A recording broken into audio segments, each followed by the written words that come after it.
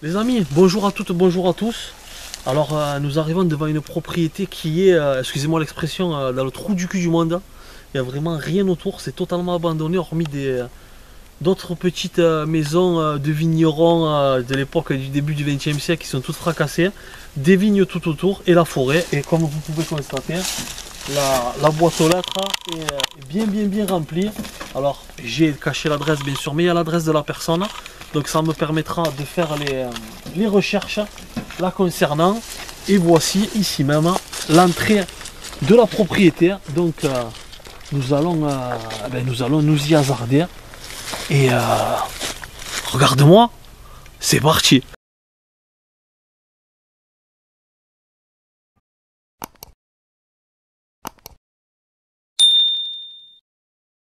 Entouré de vignes, au beau milieu d'un chemin de terre, un petit portail et une boîte aux lettres remplie à ras-bord nous accueillent.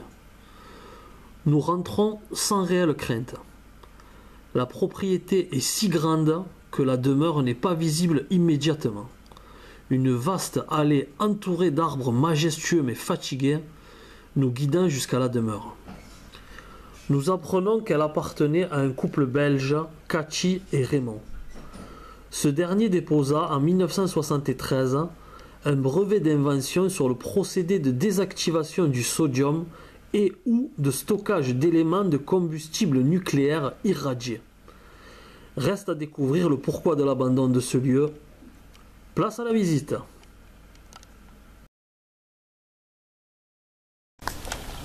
Nous venons donc de rentrer dans la propriété. On a bien marché pendant 2 minutes pour arriver à la propriété. Parce que regardez justement le long chemin qu'il y a. Voilà. Et donc là, la première chose sur laquelle nous tombons, c'est sur cette Ford. Regardez pourquoi Ford. Voilà. Elle est complètement, mais alors complètement désossée. Je pense que tout ce qui pouvait être pris a été pris. Alors on va en faire le tour.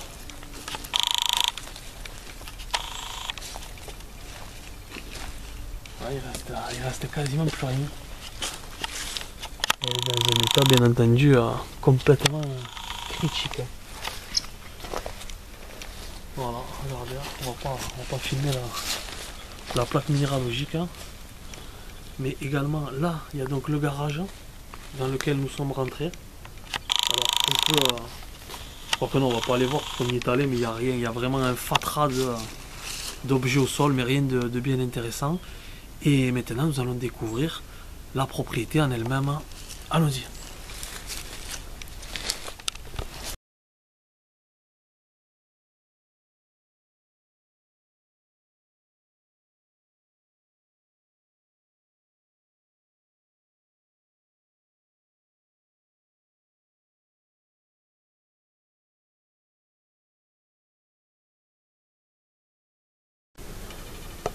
Nous venons à l'instant de rentrer dans la propriété. Et vous voyez, c'est bien en vrac. Il reste quand même des choses. Mais l'état est pas folichon. On est sur les puzzles. Regardez. De cheval. Avec la petite chartreuse. La carafe. Là, le peu de verre qui reste. Là, un autre puzzle. On continue. Vous avez vu comme s'il venait de partir. La table à repasser. Avec le linge par-dessus. Et le plus bel endroit de cette pièce pour ma part. La cheminée. Qui est vraiment très costaud. Et regardez au-dessus.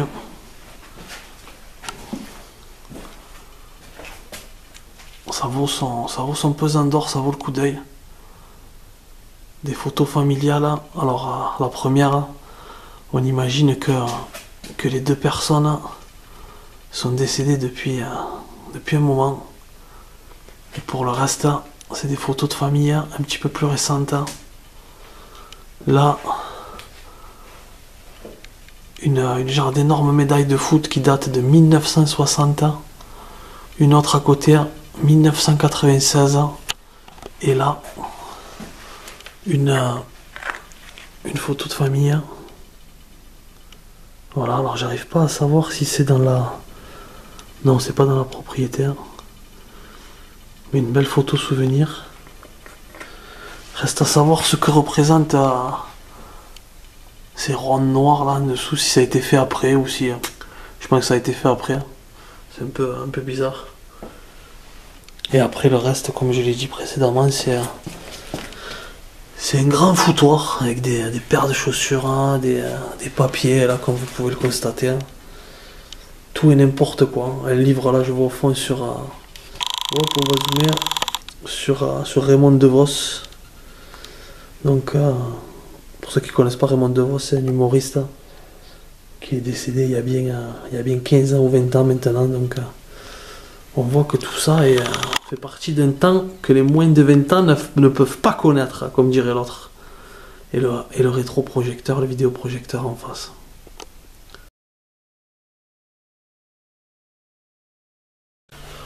On allait quitter la maison et on n'avait pas vu qu'il y avait une petite porte tout au fond. Et en fait, tout ce qu'on ne vous a pas filmé tout à l'heure, on a compris que c'était les chambres des parents, puisque là, on est dans la chambre des enfants.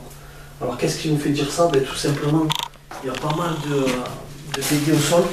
Tu peux les filmer. Voilà, BD ici, BD également ici.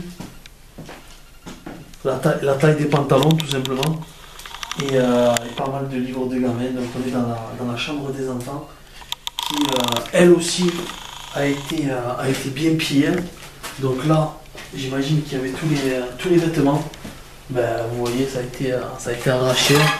Il n'y a plus rien, il n'y a que les murs. Et là ici donc le reste de la... J'ai eu peur. Le reste de la bibliothèque.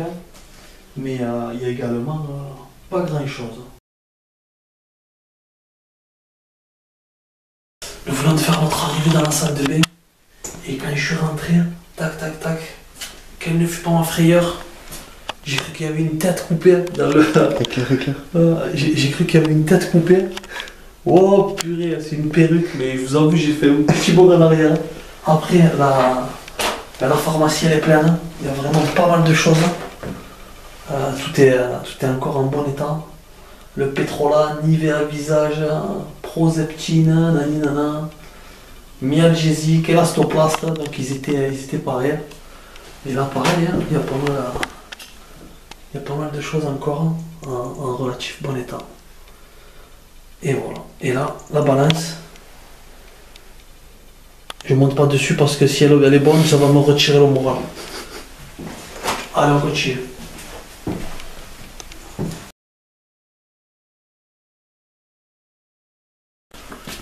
Nous sommes dans la pièce juste à côté et ça a été complètement retourné, complètement saccagé, enfin bref. Il n'y a plus rien à voir d'intéressant et c'est bien dommage, comme je dis.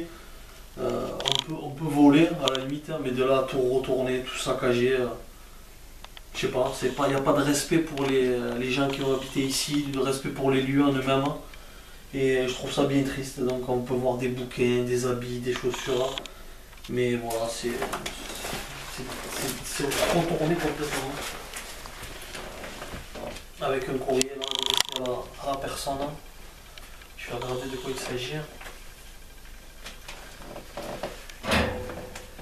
Alors.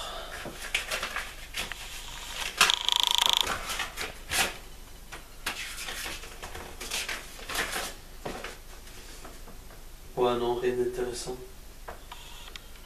Le CV est valable pour un permis de 1 an, nanana, et ça date de 2004. C'est vrai qu'on n'a pas parlé de la date d'abandon, que nous ne connaissons pas pour le moment. On verra en fin de vidéo, je vous le dirai peut-être, parce que j'aurais fait mes recherches sur internet, vu que j'ai trouvé l'adresse et le nom des personnes vivantes ici. Mais c'est vrai que pour le moment, nous n'avons aucune info sur cet abandon. La seule chose que je peux que je peux dire avec certitude.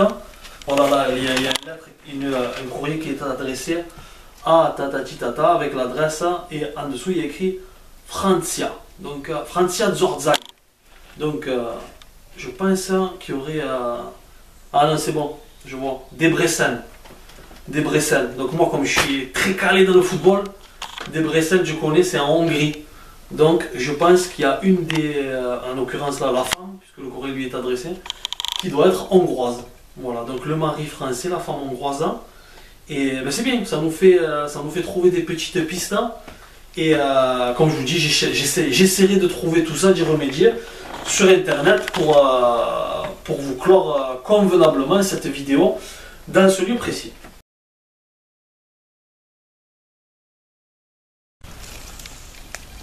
Conclusion de la vidéo. Donc avant de partir, nous avons trouvé un petit parc, enfin un petit endroit fermé. Donc j'imagine qu'il y avait les animaux ici, certainement des, je sais pas, des lapins, j'ai envie de dire. Je sais pas, ça me paraît logique. Il y a le petit coin d'eau là, juste là. Voilà, donc un gros péché d'avoir laissé cette propriété. Là, on a l'impression qu'on est dans la forêt. Là, voilà, la propriété est juste derrière nous, mais là, on dirait qu'on est dans la forêt. Et même avant ça, j'ai l'impression que le terrain n'a pas été vraiment exploité par les propriétaires. Alors, est-ce que c'est une volonté ou je sais pas. Mais je trouve que c'est... Avec le parc qu'il y a, le jardin qu'il n'y ait pas de piscine, par exemple, d'autant qu'il y avait des enfants. Je trouve ça assez dommageable. Bon, ça, c'est mon avis personnel et tout le monde s'en fout. Mais ouais, c'est encore une fois un endroit rempli de nature et une maison à l'abandon qui rendent triste parce que on ne sait pas ce que sont devenus ces gens. On a vu qu'il y avait des enfants également. On ne sait pas ce qu'ils sont devenus. Est-ce que ces gens sont partis précipitamment ou pas? Comme je vous dis, on clôture la vidéo sur le lieu par ces derniers mots de ma part, mais je vais faire des recherches et donc peut-être que on pourra donner une autre histoire de la fin de ce lieu. Mais voilà, donc pour le moment, très peu d'indices, même si on a les identités des personnes. Donc voilà, encore une vidéo qui s'achève dans un nouveau lieu, avec toujours ce sentiment de peine, de voir des lieux abandonnés comme ça, de dégoût, de voir tous ces gens qui explosent les lieux, qui les détruisent à un point mais phénoménal. Je vois pas où est le plaisir de faire ça. Et voilà, et d'angoisse aussi, parce que c'est toujours angoissant pour ma part, même si ça fait longtemps que je fais des urbex, de toujours arriver dans des lieux, de ne pas savoir sur ce qu'on va tomber, sur qui peut-être on va tomber. Mais vous allez dire que je suis un peu sadomaso, mais c'est à la fois ce qui m'inquiète et ce qui m'excite à la découverte de ces lieux. Et j'espère que, même si les moyens que j'ai à ma disposition ne sont pas forcément énormes, j'espère que je vous permets de vivre ça du mieux possible quand même, et que vous vous régalez autant que moi à travers la vidéo de vivre tout ça. Je vous remercie encore et merci une nouvelle fois pour votre grande fidélité. A bientôt pour de nouvelles aventures. Ciao.